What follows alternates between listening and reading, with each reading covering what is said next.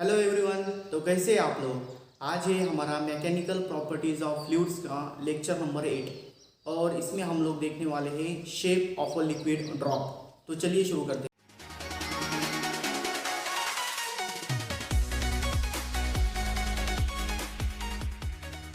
इस टॉपिक को समझने के लिए हम यहाँ पर एक एग्जांपल लेंगे। एग्जांपल क्या है, एक सॉलिड सरफेस है। फॉर एग्जांपल यहाँ पर मैंने एक सॉलिड सरफेस लिया, इसके ऊपर क्या किया मैंने, यहाँ पर लिक्विड डाल दिया। लिक्विड फॉर एग्जांपल वाटर लेंगे या दूसरा कोई मर्क्यूरी कैरोसिन कुछ भी ले सकते हैं। तो यहाँ पर मैंने क्या किया, वाटर डाला। तो वाटर डालने के बाद यहाँ पर दो तरह के केसेस हम देखेंगे। फर्स्ट केस के अंदर क्या हो जाएगा, वो कंप्लीटली यहाँ पर स्प्रेड हो जाएगा। क्या हो जाएगा, इस तरह से स्प्रेड हो जाएगा। ठीक है, ऐसा हमने कंसिडर किया। उसके बाद में सेकंड केस के अंदर क्या देखेंगे कि यहाँ पर वो एक ड्रॉप के शेप में आ गया, it forms a droplet. Okay, ऐसा ही ड्रॉप फॉर्म करेंगे। ये दो सिचुएशंस है।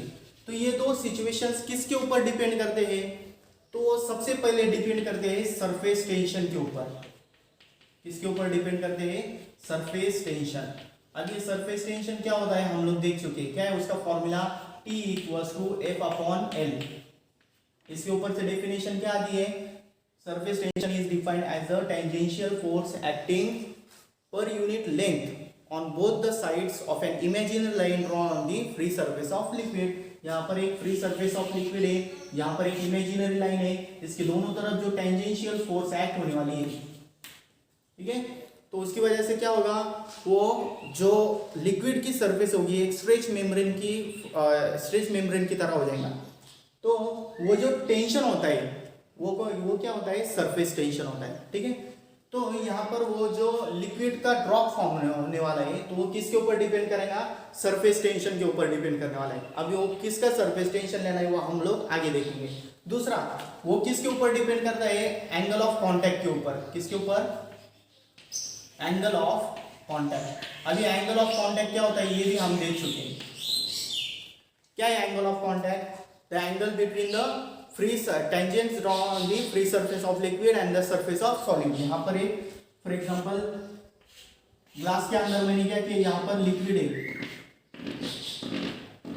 तो ये लिक्विड की वजह से यहाँ पर क्या होगा, सॉलिड और लिक्विड ये दोनों के बीच में यहाँ पर जो एंगल होगा, फॉर एग्जांपल ऐसा ऊपर की तरफ गया हो या नीचे की तरफ गया हो, तो यहाँ पर जो एंगल होगा सॉलिड एंड लिक्विड सरफेस के बीच में, तो वो क्या होता है, यहाँ पर एंगल ऑफ कांटेक्ट होता है। ठीक है, तो लिक्विड ड्रॉप का शेप किसके ऊपर डिपेंड करेगा, surface tension and angle of contact. तो अब ये जो सरफेस टेंशन है, सरफेस टेंशन किस किस का लेना है वो भी हम देखेंगे। ठीक है, तो सबसे पहले यहां पर मैं फिर से डायग्राम ले लेता हूं। यहां पर क्या है, सरफेस ऑफ सॉलिड, इसके ऊपर क्या किया मैंने, तो ड्रॉप कंसीडर किया। फॉर एग्जांपल ऐसा ड्रॉप है। ठीक है, तो इसके ऊपर कौन कौन से फोर्सेस एक्ट होने वाले हैं वो हम देखेंगे। सबसे पहले इसके ऊपर एक्ट हो रहा है यहाँ पर T1। अब ये T1 क्या है, ये है force due to surface tension between the liquid and solid interface. किसकी वजह से, force due to surface tension, force due to surface tension of किसका, लिक्विड एंड सॉलिड इंटरफेस। ये जो लिक्विड एंड सॉलिड इंटरफेस है, liquid solid interface, solid interface, ये liquid और solid जब एक जगह पर आ जाएंगे, दोनों का जो इंटरफेस होगा उसकी वजह से कौन सा फोर्स होगा, यहाँ पर T1 होगा। उसके बाद T2, यहाँ पर दूसरा एक फोर्स होगा। सिर्फ यहाँ पर दोनों का कॉन्टेक्ट नहीं, और किसका कॉन्टेक्ट है, यहाँ पर अगर हम देखेंगे यहाँ पर क्या है, सॉरी यहाँ पर एयर प्रेजेंट है, यहाँ पर क्या है, सॉलिड है। तो इन दोनों का जो इंटरफेस होगा वहां पर भी क्या होगा, एक तरह का फोर्स होगा। वो क्या होगा, force due to surface tension of.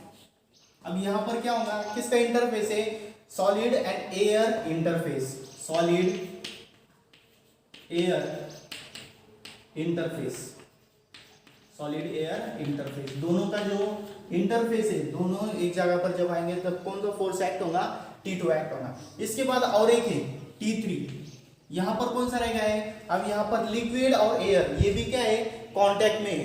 तो इन दोनों की वजह से भी क्या होगा, एक तरह का सरफेस टेंशन क्रिएट होगा। तो वो जो फोर्स होगा उसका करस्पॉन्डिंग फोर्स वो क्या होगा, force due to surface tension of liquid and air interface, liquid air interface, liquid air interface, ठीक है। इन दोनों का भी क्या होगा, वो इंटरफेस होगा, उसकी वजह से जो फोर्स होगा वो होगा T3। इस तरह से हम 3 फोर्स देख चुके। तो इसके बाद अब यहाँ पर कौन सा फोर्स कहाँ पर एक्ट होने वाला है वो हम देखेंगे। तो सबसे पहले कौन सा, T1, force due to surface tension of liquid solid interface. अब यहाँ पर लिक्विड है, यहाँ पर सॉलिड है, तो इन दोनों का जो इंटरफेस है, मैं इसे छोटा कर लेता हूँ, इन दोनों का जो कांटेक्ट है, यहाँ पर कौन सा फोर्स होगा, वो होगा T1, ठीक है। उसके बाद T2, T2 कहाँ पर एक्ट हो रहा है, सॉलिड एंड एयर इंटरफेस। अब यहाँ पर सॉलिड है, ड्रॉप के बाहर मान लिया, यहाँ पर क्या है, सॉलिड है, यहाँ पर एयर है, तो इन दोनों के इंटरफेस के ऊपर जो फोर्स होगा वो क्या होगा, T2 होगा, ओके। उसके बाद लास्ट क्या है, लिक्विड एंड एयर। अब यहाँ पर लिक्विड है, इसके बाहर एयर है, तो इन दोनों का जो इंटरफेस है, इन दोनों के इंटरफेस के ऊपर क्या होगा, यहाँ पर T3 एक्ट होगा, ठीक है। ये हो गए 3 तरह के फोर्सेस। अब इसे हमें क्या करना है, अगर ये ड्रॉप है, इसे हमें इक्विलिब्रियम पोजीशन के ऊपर रखना है, स्टेबल रखना है। तो स्टेबल रखने के लिए यहाँ पर ये जो तीनों फोर्सेस है, इन तीनों फोर्सेस का हमें बैलेंस करना होगा। किसके लिए, फॉर इक्विलिब्रियम ऑफ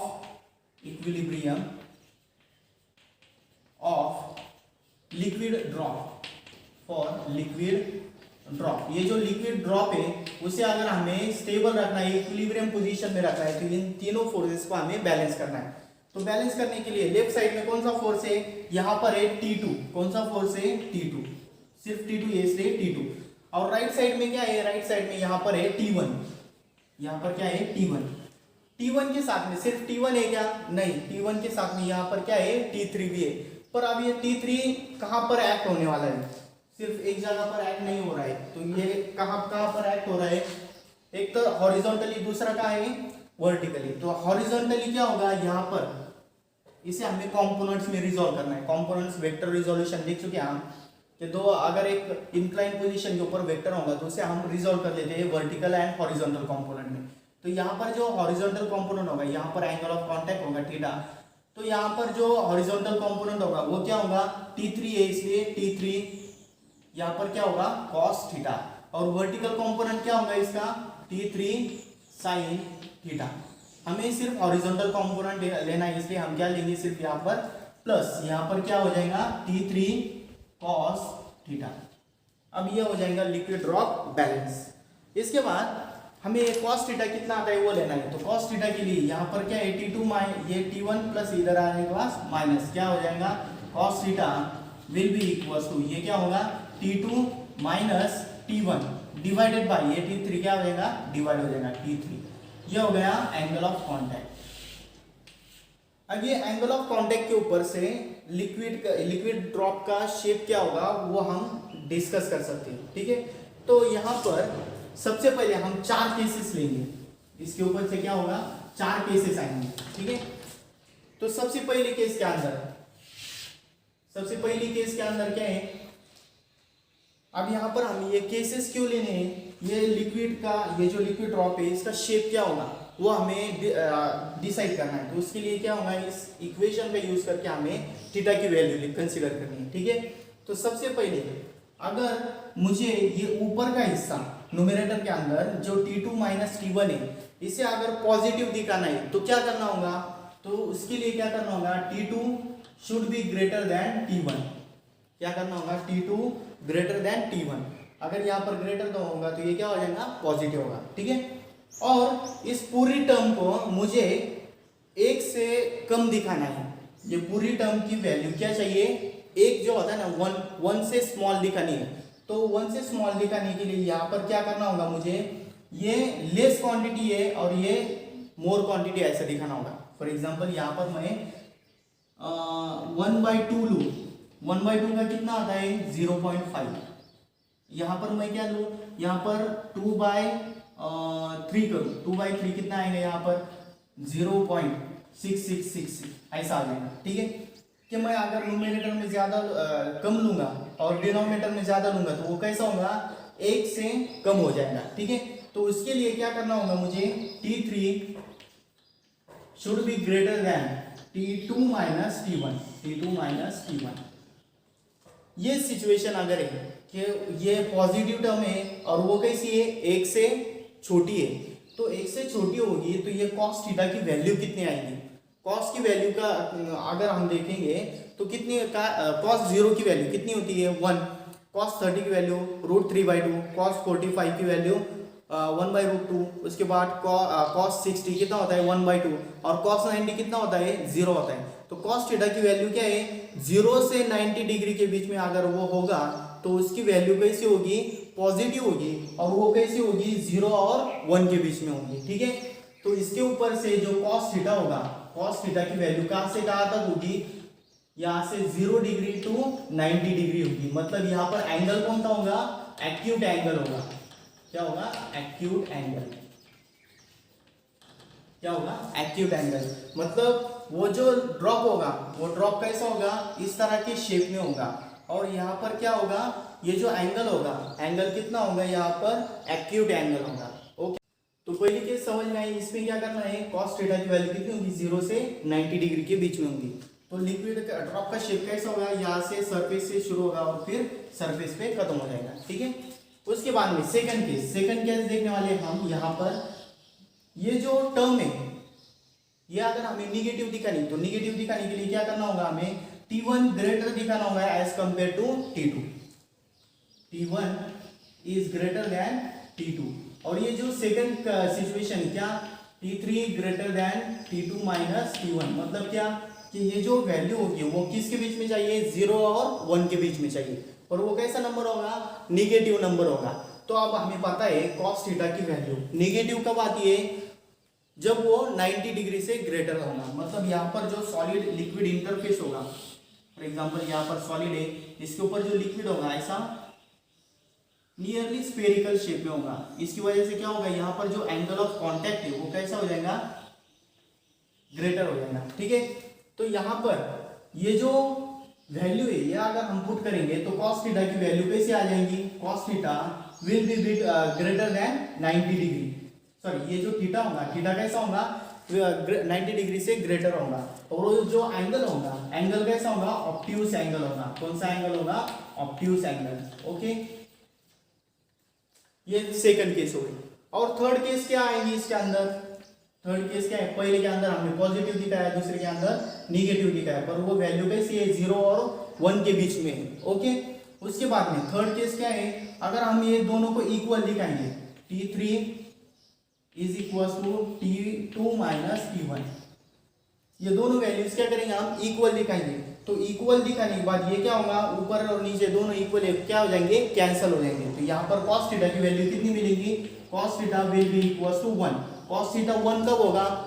जब उसकी वैल्यू 0 डिग्री होगी। तो मतलब यहाँ पर एंगल ऑफ कांटेक्ट, यहाँ पर एंगल ऑफ कांटेक्ट कितना होगा? Angle of contact theta will be equal to 0 degree. यहाँ पर एंगल ऑफ कांटेक्ट कितना हो जाएगा? 0 डिग्री। मतलब वो लिक्विड और सॉलिड दोनों क्या हो जाएंगे? पूरी तरह से एक दूसरे के ऊपर वो चिपक जाएंगे। ठीक है, लास्ट है इसके अंदर फोर्थ केस क्या है? अब ये फोर्थ केस पॉसिबल नहीं है। कैसे? अगर हम यहाँ पर T3 is less than T2 minus T1, मतलब हम यहाँ पर क्या करेंगे? T3 आप क्या लेंगे? लेस लेंगे, और T2 माइनस T1 ज्यादा लेंगे। मतलब यहाँ पर 2/1 करेंगे। 2/1 करेंगे तो इसकी वैल्यू कैसे आ जाएंगी? 2 आएंगी। ठीक है, यहाँ पर 3/2 करेंगे। 3/2 करें तो कितना आएगा? 1.5। कितना आएगा? 1.5। मतलब ये जो वैल्यूज आने वाली वो कैसे होंगी? That will be greater than 1 के ऊपर 1 से 1 से क्या होगी? ज्यादा होगी। पर अब यहाँ पर अगर हम देखेंगे cos थीटा की वैल्यू 0 और 1 के बीच में होती है, उससे कम या ज्यादा होती है क्या? नहीं। तो यहाँ पर ये जो केस है ये क्या है? इम्पॉसिबल केस है। It is impossible. तो सिर्फ कौन कौन से पॉसिबल है? यहाँ पर पहले जो 3 केस है वो यहाँ पर पॉसिबल है, चौथी केस पॉसिबल नहीं, क्योंकि cos थीटा की वैल्यू 1 से ज्यादा नहीं होती है। वो it is always between 0 and 1। Okay, ये हो गए shape of liquid drop. Shape of liquid drop के अंदर वो शेप किसके ऊपर डिपेंड करता है? और उसके चार कौन कौन से केसेस आ सकते हैं, वो उसका शेप किसके ऊपर डिपेंड होगा, वो सब हमने यहाँ पर डिस्कस किया। ठीक है, इसके बाद हमारा एक छोटा सा टॉपिक है factors affecting angle of contact. मतलब यहाँ पर एंगल ऑफ कांटेक्ट जो होता है सॉलिड और लिक्विड के बीच में, तो वो किसके ऊपर डिपेंड करता है और वो चेंज कैसा होता है वो हम लोग देखने वाले हैं। ठीक है, तो यहाँ पर सबसे पहले फर्स्ट थिंग वो किसके ऊपर डिपेंड करता है, nature of solid liquid interface, solid liquid interface. अब यहाँ पर जो सॉलिड और लिक्विड कांटेक्ट में आने वाले हैं, तो कौन सा मटेरियल है इसके ऊपर भी वो क्या करते हैं, डिपेंड करते हैं। फॉर एग्जांपल मैंने क्या किया, यहाँ पर एक ग्लास है और यहाँ पर पानी लिया। ठीक है, तो इन दोनों का यहाँ पर कोई तभी एंगल ऑफ कांटेक्ट होगा। ठीक है, और अगर मैं यहाँ पर ग्लास की जगह यहाँ पर मैं दूसरा एल्यूमिनियम का मटेरियल लूँ, तो एल्यूमिनियम मटेरियल चेंज होगा तो इसका एंगल ऑफ कांटेक्ट भी क्या हो जाएगा, चेंज होगा। तो इसकी वजह से जो फैक्टर से पहला फैक्टर क्या आ गया, nature of solid and liquid interface. ठीक है, उसके बाद सेकंड ये किसके ऊपर डिपेंड करता है, इम्प्योरिटी। सेकंड किसके ऊपर डिपेंड करता है, इम्प्योरिटी। मतलब अगर यहाँ पर मैं लिक्विड के अंदर इम्प्योरिटी ऐड करूंगा, फॉर एग्जांपल लिक्विड है, पानी लिया मैंने, पानी के अंदर क्या किया, डिटर्जेंट मिक्स किया, तो डिटर्जेंट मिक्स करने के बाद उसका सरफेस टेंशन चेंज होगा, सरफेस टेंशन चेंज हुआ तो उसका एंगल ऑफ कांटेक्ट भी क्या हो जाएगा, चेंज हो जाएगा। ठीक है, तो ये हो गया उसका सेकंड केस। इम्प्योरिटी अगर हम ऐड करेंगे तो इसका एंगल ऑफ कांटेक्ट भी क्या हो जाएगा, चेंज हो जाएगा। ठीक है, उसके बाद थर्ड है, लास्ट क्या है, टेम्परेचर।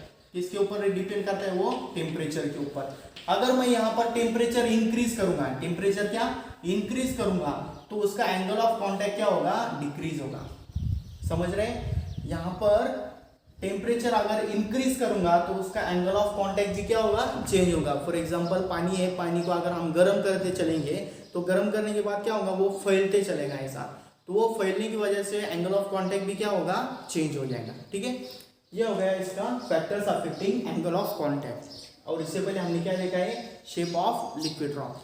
तो आज के लिए बस इतना ही, बाकी का हम नेक्स्ट लेक्चर में देखेंगे। Thank you so much.